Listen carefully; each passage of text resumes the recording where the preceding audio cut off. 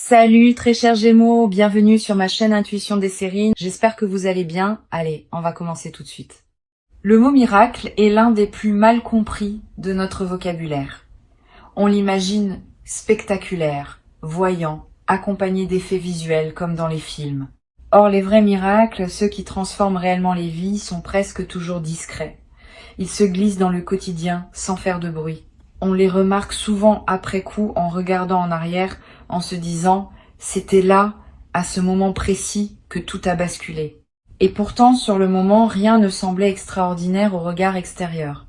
Le miracle qui s'apprête à se produire pour toi appartient à cette catégorie. Il est puissant, il est réel, et il est paradoxalement humble dans sa manière de se manifester. Ce que la plupart des gens ne savent pas à propos des miracles, c'est qu'ils suivent des lois. Pas les lois physiques classiques, certes, mais des lois plus profondes, qui régissent les coïncidences signifiantes, les ouvertures de chemin, les apparitions inattendues. Ces lois ne sont pas mystérieuses pour ceux qui ont appris à les observer. L'une d'elles dit qu'un miracle ne peut se produire que lorsque la personne est prête à le recevoir sans le déformer par sa peur. Une autre dit qu'un miracle vient toujours répondre à un besoin réel, mais rarement sous la forme exacte que la personne avait imaginée. Une troisième dit qu'un miracle, une fois reçu, doit être honoré pour être prolongé. Tu vas faire l'expérience pratique de ces lois dans les jours qui viennent. La préparation dont parle le titre n'est pas une préparation matérielle. Tu n'as pas à acheter quelque chose, à organiser quelque chose, à mettre en place une mise en scène. La préparation dont je te parle est intérieure. Elle consiste à ouvrir ton champ perceptif, à cesser de fonctionner en pilote automatique, à redevenir attentif aux petites variations de ton quotidien, parce que c'est dans ces petites variations que les miracles aiment se loger. Une personne qui croise ton regard plus longtemps que d'habitude. Un message qui semble t'être destiné personnellement, un objet qui apparaît au moment précis où tu en avais besoin. Toutes ces choses, normalement passées inaperçues, sont les véhicules potentiels du miracle qui se prépare. Imagine pour un instant que tu aies vécu, sans le savoir, dans une pièce dont les fenêtres étaient légèrement embuées. Tu voyais à travers mais avec un voile. Tu pensais que c'était la vue normale. Tu savais pas qu'on pouvait voir plus net. Et puis un jour, sans que tu fasses rien de particulier, la buée commence à se dissiper. Pas brutalement, progressivement. Et tu commences à distinguer des détails que tu n'avais jamais perçus. Des couleurs plus vives, des reliefs plus précis, des présences que tu n'avais pas remarquées. Le miracle qui s'approche de toi ressemble à cette dissipation de la buée. Il révèle ce qui était déjà là, mais que tu ne pouvais pas voir tant que ta perception n'était pas devenue plus fine. Sur Intuition des sirènes, je veux te parler du sujet précis sur lequel ce miracle va porter. Parce que les miracles ne se produisent jamais au hasard. Ils visent toujours un point spécifique de ta vie. Un point où tu avais cessé d'espérer. Un point que tu avais classé comme définitivement bloqué. Un point sur lequel tu n'osais même plus demander quoi que ce soit. Parce que la déception passée t'avait appris à ne plus formuler de désir précis. C'est exactement sur ce point que le miracle va opérer.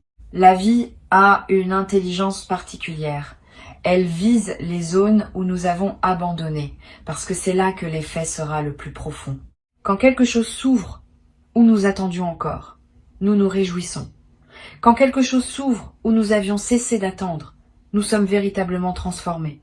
Le moment où tu réalises qu'un miracle est en train de se produire est très particulier. Il y a d'abord une sensation d'irréalité. Tu te dis que c'est impossible, que tu rêves, que tu es en train de mal interpréter quelque chose. Cette phase de déni dure parfois quelques minutes, parfois quelques heures, puis la réalité du miracle s'impose. Tu commences à accepter que oui, ce qui se produit est bien en train de se produire.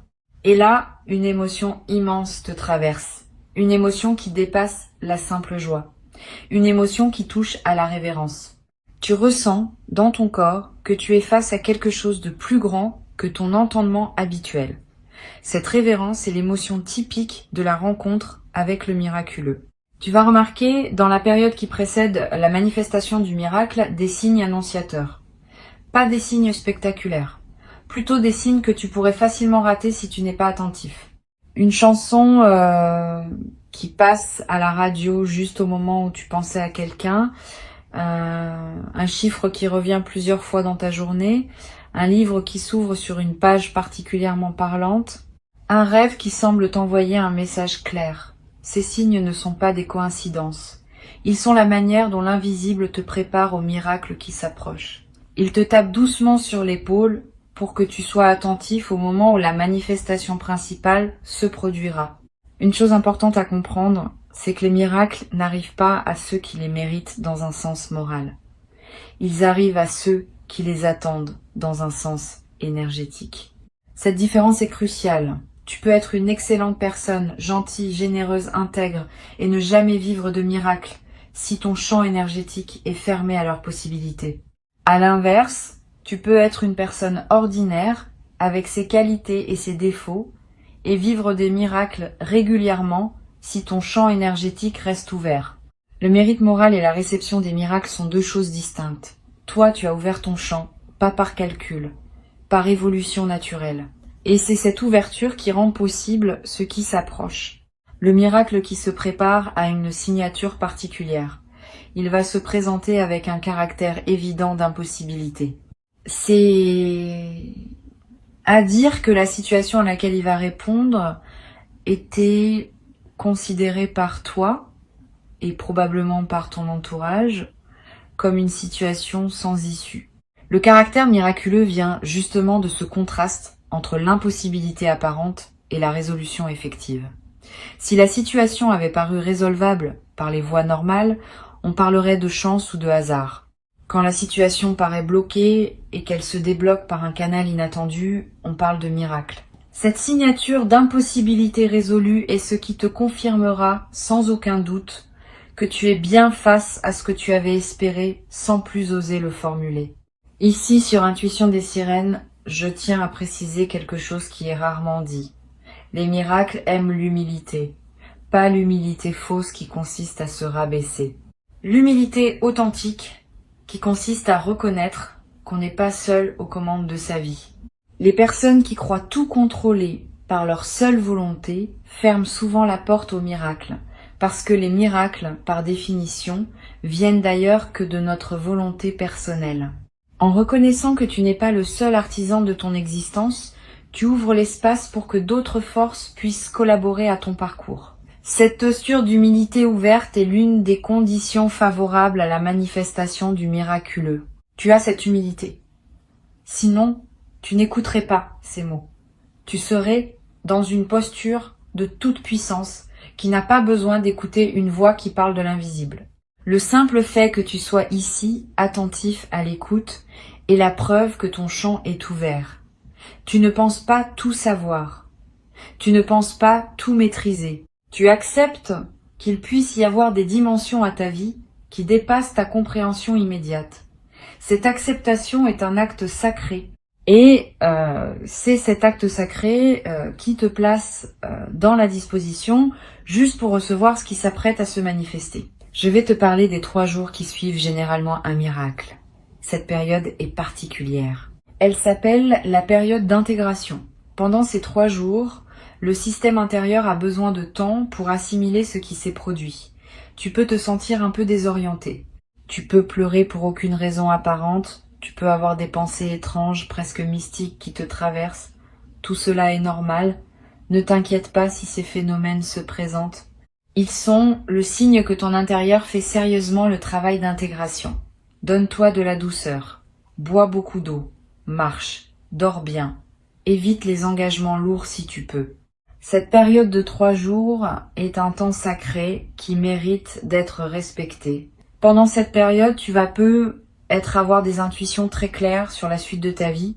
Des choses te viendront avec une certitude étonnante. Note-les. Elles ne sont pas des fantaisies. Elles sont des aperçus de ce qui se déploie maintenant que le miracle a ouvert un nouveau chemin. Beaucoup de personnes ratent cette opportunité parce qu'elles laissent passer ces intuitions sans les retenir. Toi, tu peux les capter. Un carnet à portée de main, des notes vocales sur ton téléphone, peu importe la méthode. L'essentiel est de garder trace de ce qui te traverse pendant cette fenêtre particulière où la communication entre toi et ce qui te dépasse devient plus directe. Tu vas découvrir une chose précieuse. Les miracles ne sont jamais des points d'arrivée, ce sont des points de départ. Ils ouvrent une nouvelle phase, plutôt que de résoudre définitivement quelque chose. Cette compréhension change beaucoup la manière dont on accueille un miracle. Si tu le vois comme une fin, tu risques d'être déçu quand la vie continue avec ses propres défis. Si tu le vois comme un début, tu profites pleinement de la nouvelle énergie qu'il libère pour avancer dans une direction nouvelle. Le miracle qui s'approche est un commencement. Il marque l'ouverture d'un chapitre où ce qui était bloqué devient circulant, où ce qui était impossible devient simplement complexe, où ce qui semblait fermé révèle des passages. Cette nouvelle phase qui s'ouvre va te demander des choses différentes de ce que la phase précédente te demandait. Tu vas avoir à apprendre des compétences que tu n'avais pas, à développer des qualités qui n'étaient pas mobilisées, à adopter des postures que tu ne connaissais pas. C'est l'une des dynamiques typiques après un miracle. La situation change si fortement que tu dois t'adapter. Et cette adaptation est elle-même une croissance. Considère cela comme une bonne nouvelle.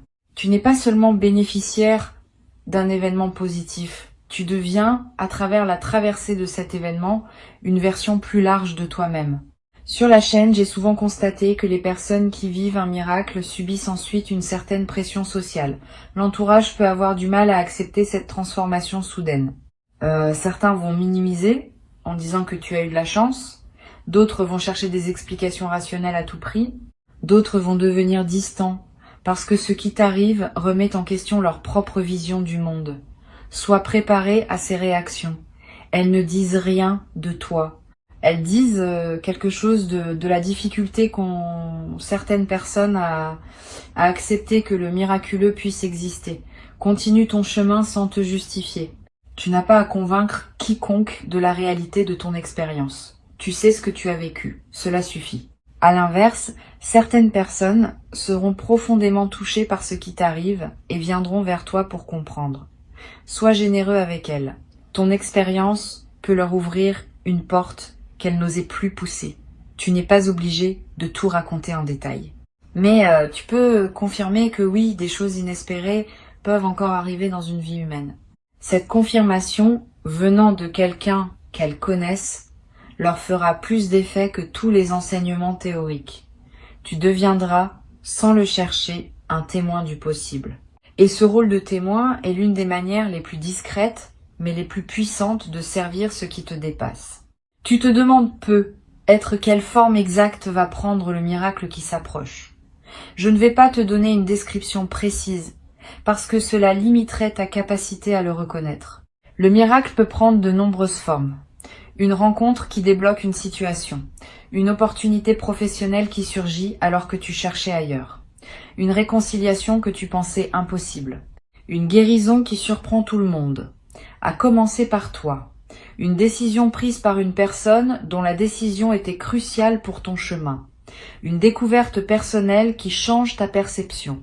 Reste ouvert à toutes ces possibilités. Le miracle saura se présenter sous la forme qui aura le plus de sens pour ton parcours actuel.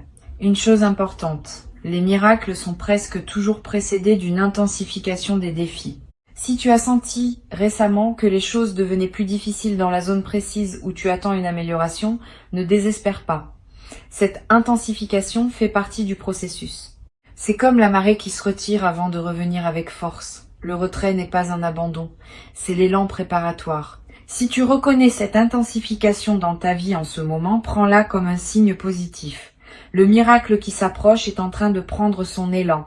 Ce qui semble se durcir maintenant va céder bientôt parce que la pression accumulée va trouver son ouverture. Pendant que tu attends la manifestation principale, prends soin de la qualité de ta présence quotidienne. Les miracles aiment se manifester dans les vies pleinement habitées. Si tu passes tes journées en mode dispersion, en pilote automatique, en pensant constamment à autre chose qu'à ce que tu vis, le miracle peut te toucher sans que tu le remarques. Au contraire, si tu es présent à chaque tâche, à chaque conversation, à chaque sensation, tu seras parfaitement prêt à percevoir le moment où l'extraordinaire émerge dans l'ordinaire.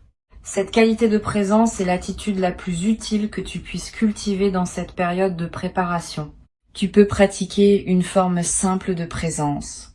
3 fois par jour. Arrête-toi quelques secondes. Regarde autour de toi. Écoute les sons. Sens les sensations dans ton corps. Respire profondément. Cette micro-pause n'est rien d'extraordinaire en apparence. Mais répétée plusieurs fois par jour, elle entraîne ton système intérieur à rester ouvert et perceptif. Et un système ouvert et perceptif est exactement le type de système qui capte les manifestations subtiles d'un miracle qui s'annonce. Cet entraînement à la présence est l'une des disciplines les plus discrètes et les plus efficaces. Je veux te parler aussi de l'importance de prendre soin de ton sommeil pendant cette période. Beaucoup de communications subtiles se produisent pendant le sommeil. Des messages te parviennent. Des intégrations s'opèrent. Des préparations se font. Si tu dors mal, tu rates une partie importante du processus. Veille à te coucher à des heures régulières. Évite les stimulations excessives en soirée. Permets à ton corps de se reposer pleinement. Le sommeil est l'un des principaux espaces dans lesquels le miraculeux te prépare. Honorer ton sommeil, c'est honorer le travail invisible qui s'opère pour toi. Tu vas faire des rêves significatifs avant la manifestation du miracle, des rêves qui te resteront en mémoire avec une netteté inhabituelle, des rêves qui semblent porter un message, des rêves dans lesquels tu vois des couleurs particulièrement vives ou tu rencontres des personnes lumineuses. Ces rêves sont des cadeaux. Note-les au réveil. Ne te précipite pas à les interpréter rationnellement. Laisse-les se déposer en toi. Souvent, leur sens se dévoile progressivement, parfois plusieurs jours après les avoir faits. Et ce sens, quand il se révèle, contient des indications précieuses sur ce qui s'apprête à se produire dans ta réalité éveillée. Il existe une posture intérieure particulière qui favorise la manifestation des miracles. Cette posture mêle la confiance et le détachement. Tu fais confiance au fait que quelque chose va arriver, sans pour autant t'attacher à une forme précise.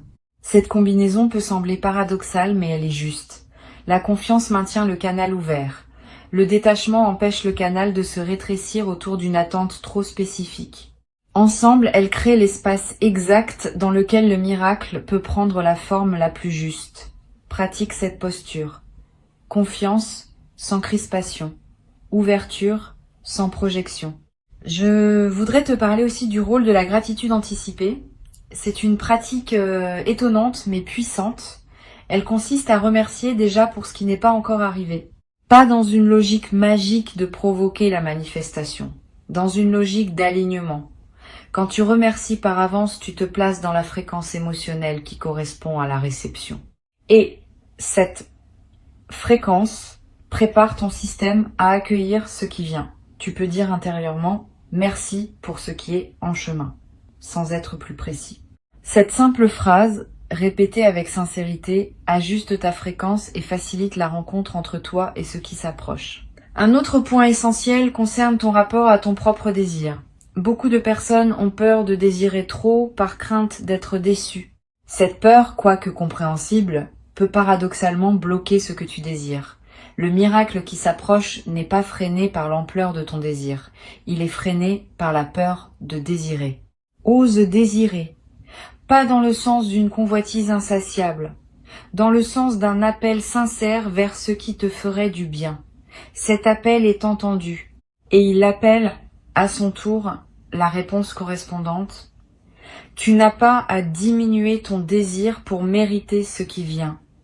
Tu as à l'assumer pleinement. Sur Intuition des sirènes, j'aime rappeler une chose fondamentale.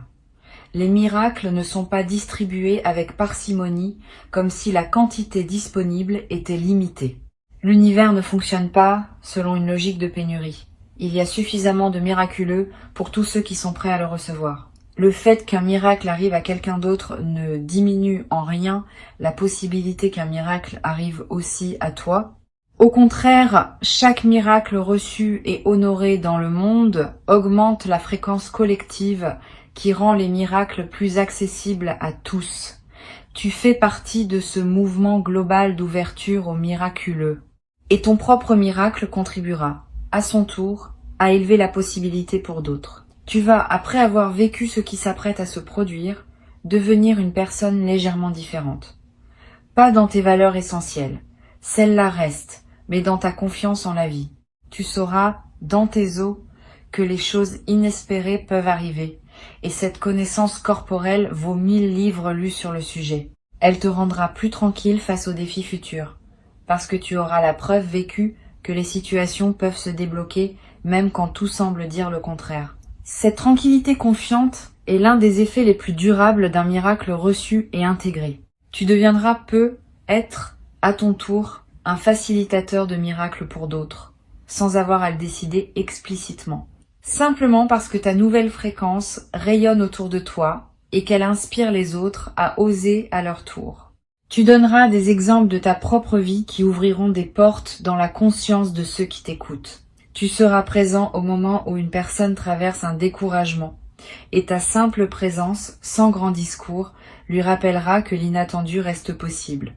Ce rôle de facilitateur s'installera naturellement, comme une conséquence de ce que tu auras vécu, et il enrichira ta vie d'une dimension de service à laquelle tu n'avais pas pensé. Maintenant, je veux que tu retiennes une chose simple pour conclure cette préparation. Le miracle qui s'approche n'est pas un événement isolé, il est une porte. Une fois passée, cette porte ouvre sur un paysage différent de celui dans lequel tu as vécu jusqu'ici. Tu n'as pas à comprendre tout de suite ce paysage. Tu as juste à passer la porte quand elle se présentera. Et passer la porte signifie reconnaître ce qui se produit, l'accueillir avec gratitude, ne pas chercher à le rétrécir pour le rendre conforme à tes anciennes attentes. Reste ouvert à la nouveauté complète de ce qui se manifeste. C'est ainsi que les miracles prolongent leurs effets bien au-delà du moment initial. Dans les jours qui viennent, vis avec une légère anticipation joyeuse, pas avec impatience, parce que l'impatience pourrait retarder. Avec cette qualité particulière qu'ont ceux qui savent qu'une bonne nouvelle est en chemin sans en connaître exactement le timing, cette anticipation joyeuse colore agréablement les journées d'attente. Elle te garde dans la fréquence haute qui facilite la manifestation. Elle te rend aussi plus accueillant aux signes annonciateurs qui se présentent en chemin. Cultive cette joie discrète qui se réjouit déjà sans savoir précisément de quoi. Et quand le moment viendra, tu sauras. Tu ressentiras cette signature particulière qui caractérise le miraculeux. Tu auras cette sensation distincte d'être face à quelque chose qui te dépasse, mais qui te concerne intimement. Avant que je ne te quitte, je veux te transmettre encore plusieurs perspectives qui vont enrichir ta préparation à ce qui s'approche. La première concerne la différence entre les miracles attendus et les miracles inattendus. Les miracles attendus se présentent dans la zone où tu espérais quelque chose. Les miracles inattendus se présentent dans une zone où tu n'avais pas formulé d'attente particulière. Les deux sont possibles, et le miracle qui s'approche de toi peut bien combiner les deux dimensions. Il peut résoudre quelque chose que tu attendais, mais en passant par un chemin auquel tu n'avais pas pensé. Cette double dimension surprend toujours, parce que la résolution est familière, mais le chemin emprunté pour y arriver est étranger. Sois préparé à cette double surprise, elle est la signature des miracles complets. Une deuxième perspective importante concerne la manière dont tu vas raconter cette expérience à toi-même dans les semaines qui suivent. Le récit que tu en feras va déterminer en partie l'impact durable du miracle. Si tu te le racontes comme une chance ponctuelle qui ne se reproduira plus, tu fermes la porte à la suite. Si tu te le racontes comme la confirmation que la vie peut surprendre dans le bon sens, tu maintiens l'ouverture. La narration que tu choisis n'est pas anodine. Elle programme ton inconscient à anticiper soit le retour à la grisaille, soit l'élargissement de la fréquence positive. Choisis la narration qui sert ton avenir. Tu en as le pouvoir entier. Tu vas être ressentir dans la période qui suit le miracle une forme de responsabilité nouvelle. Quand on reçoit quelque chose qu'on n'aurait pas pu provoquer par soi-même, on se sent souvent appelé à honorer ce don d'une manière particulière. Cette responsabilité n'est pas une obligation morale extérieure, c'est un appel intérieur.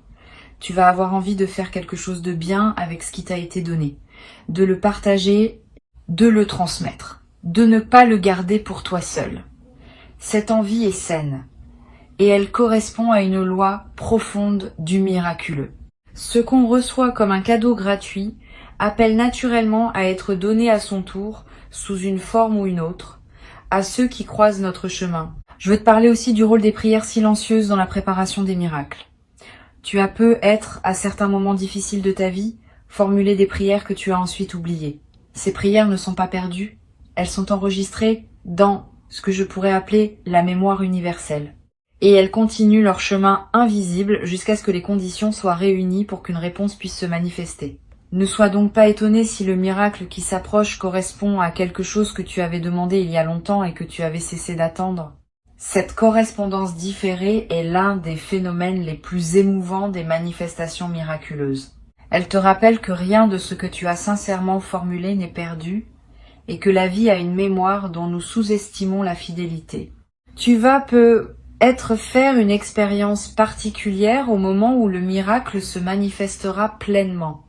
Une sensation de continuité avec quelque chose de plus grand, comme si, pendant quelques instants, tu cessais d'être seul dans ton corps et participais à un mouvement plus vaste. Cette expérience peut être très brève, parfois quelques secondes seulement, mais elle laisse une marque durable. Tu garderas le souvenir d'avoir touché quelque chose qui te dépassait sans pour autant te submerger. Cette mémoire deviendra une ressource précieuse. Dans les périodes plus ordinaires de ta vie, tu pourras te souvenir de ce moment et retrouver par cette simple mémoire une connexion à la dimension plus vaste que tu auras expérimentée directement. Une chose importante que je veux te transmettre concerne ta posture corporelle pendant la période d'attente. Le corps, sans qu'on le sache toujours, participe à la création des conditions favorables à la manifestation. Une posture fermée, recroquevillée, basse signale au système intérieur que tu es en mode protection. Une posture ouverte, droite, légère signale que tu es en mode réception. Sans devenir rigide ou artificiel, observe simplement ta posture habituelle. Quand tu y penses, ouvre légèrement la cage thoracique, détends les épaules, lève très légèrement le regard. Ces ajustements simples du corps influencent subtilement ta réceptivité énergétique. Et cette réceptivité est l'une des conditions qui facilitent la manifestation de ce qui s'approche. Tu vas aussi remarquer dans les jours qui précèdent des moments où tu te sentiras particulièrement vivant, plus présent à ce que tu fais, plus connecté aux personnes que tu rencontres, plus émerveillé par des détails ordinaires. Ces moments d'intensité accrue sont des avant-goûts, ils te montrent ce que va être ta nouvelle base après le miracle. Le miraculeux n'est pas seulement un événement ponctuel, c'est aussi une élévation durable du niveau auquel tu vis ta vie quotidienne. Ce que tu goûtes par moment en ce moment va devenir ta normalité après la manifestation principale. Cette continuité entre les avant-goûts et l'état permanent qui suivra est l'un des aspects les plus encourageants du processus. Je veux te parler d'une qualité que tu vas développer à travers cette traversée. Une qualité qu'on appelle parfois la foi mature. Différente de la foi naïve qui croit sans avoir vu. Différente aussi du scepticisme qui refuse de croire sans preuve. La foi mature, c'est celle qui croit après avoir vu et qui maintient cette croyance même dans les moments où la preuve directe n'est plus disponible.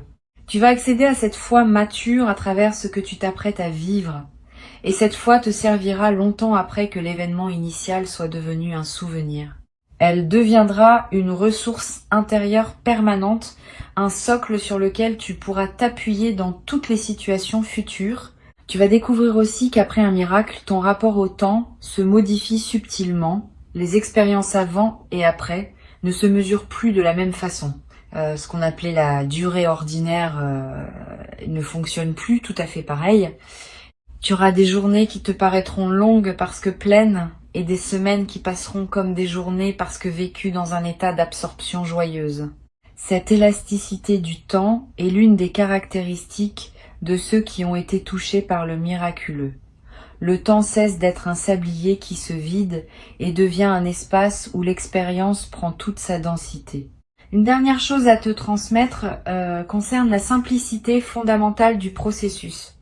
Tu n'as pas besoin de techniques complexes pour favoriser la manifestation de ce qui s'approche. Tu as juste besoin d'être disponible. Disponible dans ton attention, disponible dans ton émotion, disponible dans ton corps. Cette disponibilité simple est plus efficace que n'importe quelle pratique élaborée. Les miracles aiment la simplicité. Ils se méfient des dispositifs trop construits. Reste donc dans la simplicité de ta présence quotidienne et fais confiance au fait que cette simplicité est exactement ce qui crée les conditions optimales de la rencontre avec le miraculeux.